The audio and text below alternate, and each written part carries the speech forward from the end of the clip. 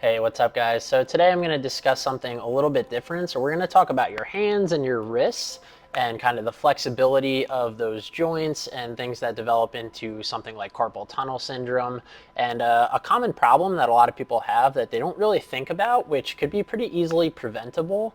So if you think about modern day society, most people, so right now I'm in my workspace and I have my laptop, I have my phone, I have a tablet, and I utilize all these things throughout the day. So if you think about your posture while you're typing on a computer, you have this like flex wrist, limp finger, kind of closed hand type of position. And then if you're using your cell phone, your hands are a little closer together, you're using your fingers to support your phone, and you end up in some funky, unnatural positions. And most people do it all day long. So they constantly have their phone in their hand, which they're holding it and creating tension inside of the hand. They're typing on something, they're using the phone, whatever it is, and you start to develop a lot of tension into your elbow, your forearms, down to the wrist, into the hands and fingers. And some people develop something like carpal tunnel syndrome, and they struggle with pain and tingling and numbness, and then you start to really lose use of your extremities. So I have a lot of clients that do simple exercises. We try to do a push-up or some type of high plank or a mountain climber or something where you need to support your weight on your hands, and they have a lot of trouble doing so. They can't get their hands open, they can't really bend their wrist that way. It starts to hurt the elbow, it starts to hurt the shoulder, and they really lose that utilization of supporting yourself with your upper body, which we use for a lot of different exercises. So today I'm gonna jump in the studio and we're gonna do a really quick stretch that you could do every once in a while throughout the day if you feel like you're sitting down working a lot, and try to hopefully prevent some of these symptoms. Okay guys, so now let's go over how to do this stretch. So if you think about with really any type of stretch, if something's stiff, you want to lengthen it out. So it typically, what that looks like is doing the opposite position of the position that you're normally in, which makes you stiff. So if you guys picture your hands again, while you're typing on a computer, you have a flexed wrist and you have a closed hand. So in order to stretch those muscles from getting tight, you want to create the opposite type of scenario for your body. So you want to have an extended wrist and an open hand.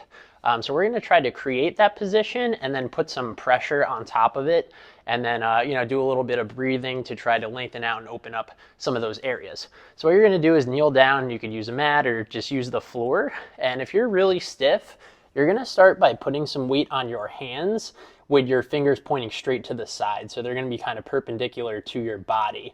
So you're going to put your hand, open your hand as much as you can, extend your wrist. So this would be a flex wrist. You're going to extend your wrist, put them onto the ground, and you're just going to try to put some weight on top of them, so right into your palm, and then you're just going to try to hang out in that position and just breathe for a few nice deep breaths. Then what you're going to try to do is, when you're in this position, you're actively going to try to open your hands. So I know you can't see it that great, but what I'm going to do is, now putting some weight on my hands, I'm going to try to open them. Okay, I'm going to try to get my fingers as straight as I can and just open up my palm. And then after a few seconds, I'm going to rest.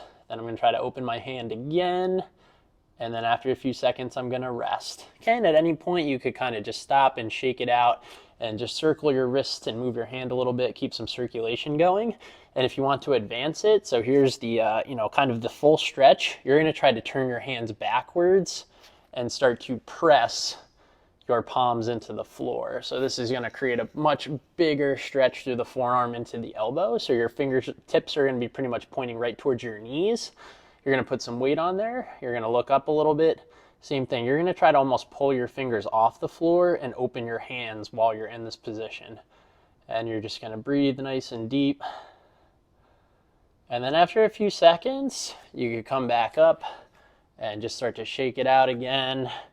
And if you want to do like 4 or 5 of them, flip your hands around, press them into the floor. Couple inhale, big exhale. Keep your hand open, try to lift your fingers off the ground, try to keep your hands from like closing and trying to grip the ground. And then again, just kind of shake them out, keep them moving, and then just push them back in there. And just start with that. And then eventually you could add some movement back and forth, so you're extending the wrist even more while you're in this position. But really just start by, every now and then, if you feel like you're working for a while, just pop down to the floor, turn your hands sideways, try to open them up, turn them backwards, put some weight on there, and just don't let those forearms and your hands get too stiff over time.